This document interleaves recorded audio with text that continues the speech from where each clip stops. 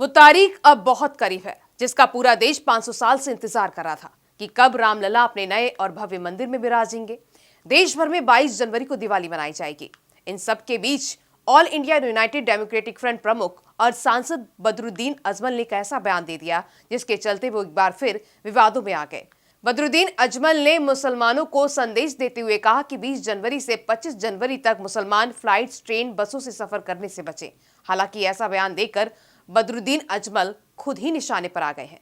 पूरा भारतवर्ष राम जन्मभूमि मुक्ति रखा हुई रामायण मुक्ति रखा हुई ওই দিন তারা পুরো পৃথিবী থেকে লাখ লাখ মানুষ আর ভারতবর্ষ থেকে তো ঢাকায় গেছে গাড়ি bus train special train plane সব এর জন্য বিজেপির প্ল্যান বহুত বড় এটারে আমরা ফ্লাইং প্রফাইল করতে লাগবো শান্তি রাখতে লাগবো আমরা কেউ যে এই কয়েকদিন ট্রেনে সব এই জিনিসটা একজনে আরেকজনকে জানাইয়া দিবেন নিজের বাড়িতে থাকো শান্তিতে থাকো নামাজ পড়ো আল্লাহর কাছে দোয়া করো বিজেপি আমাদের সবচেয়ে বড় শত্রু জানের শত্রু দ্বীনের শত্রু ইমানের শত্রু আজানের শত্রু মাদ্রাসার শত্রু মসজিদের শত্রু মা বোনের পর্দার শত্রু আমার ইসলামিক কানুনের শত্রু তালাকের শত্রু What is the objective of secularism?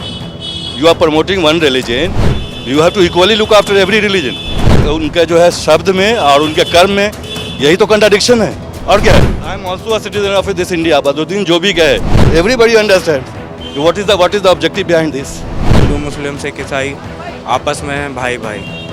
Badruddin Ajmal की उन्होंने एक बयान दिया है।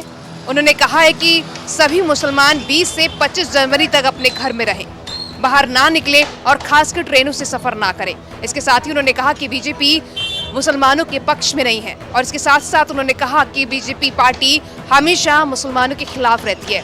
इसी को लेकर हम आज बात करने आए हैं शाहीन बाग में और ये जानने आए हैं कि जो बदरुद्दीन ने कहा है उसको लेकर लोगों का क्या कहना है।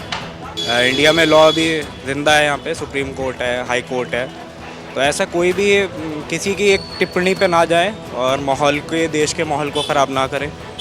और ये देश है हमारा, 47 से पहले भी हम साथ रहते हुए हैं, 200 साल हो गए हमें और अब भी साथ ही रहते हैं। आप कहीं भी कल्चर को जाएंगे, हिंदू मुस्लिम सिख ईसाई आपस में हैं भाई भाई।